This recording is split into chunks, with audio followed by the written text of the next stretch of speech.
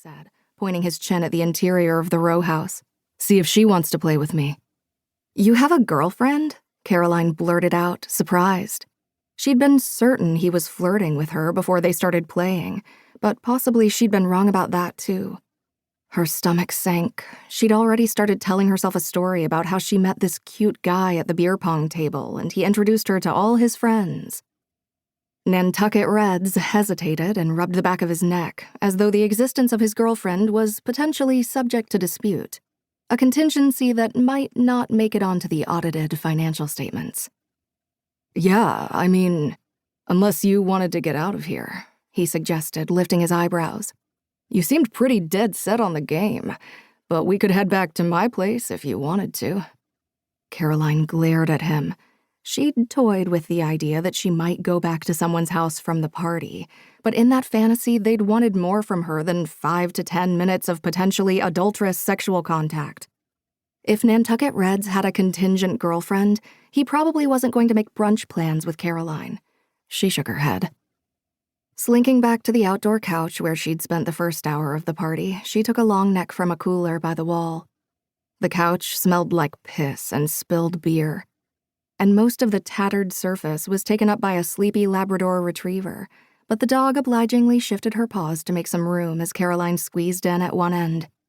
"I won 3 games in a row," she told the dog after a few minutes of watching the next match. "Good job, me." She tried and failed to convince herself that this was a significant achievement and the evening had been a success. A Friday night in college would have been spent at a budget motel on the way to a tennis tournament, if it was tennis season, or watching TV with her grandmother if it wasn't, and she would have enjoyed either of those activities more than going to a party and not meeting anyone new.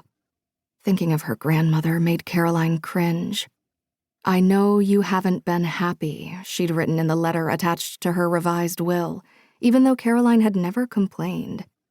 "I'm leaving you everything," even though Caroline had only asked about the SUV. "Go live a big life," even though Caroline's stated ambitions had been limited to moving out of her parents' house. However unexpected that last vague command had been, Caroline had initially considered it a natural consequence of getting the hell out of Templeton. Everything else was supposed to follow naturally. In her headlong dash for freedom, Caroline felt as though she'd run straight into a screen door. Whatever she'd meant by a big life, Gam had probably not intended for Caroline to spend her time petting someone else's dog and watching strangers play beer pong. Caroline's plan had been very modest. She'd save a couple $1,000s for business school applications, somehow acquire a car, and when she moved away to the other side of the country, she'd get to quit doing exactly what her father told her to do every minute of the day. The kind of life she'd have was very hazy in her mind, but she'd populated it with friends, a boyfriend even, and she'd imagined all sorts of new experiences. She'd go on dates and ski trips and cosmopolitan adventures. She'd meet interesting new people who were funny and kind. Gam's will shouldn't have changed anything about the plan, but somehow it had.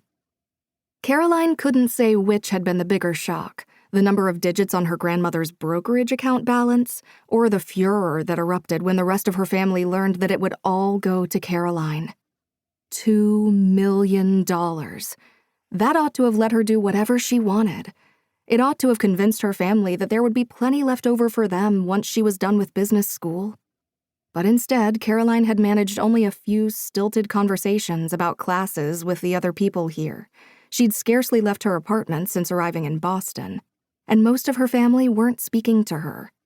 Caroline shredded the last bit of the label on her beer bottle and sighed at the pile of scraps in her lap. Her older sister had once told her that beer was an acquired taste, but Caroline hadn't managed to acquire it yet. "The guy in the pink pants didn't really have a girlfriend, I bet," she said to the lab. "He was just insecure about his beer pong skills and weak grasp of color theory."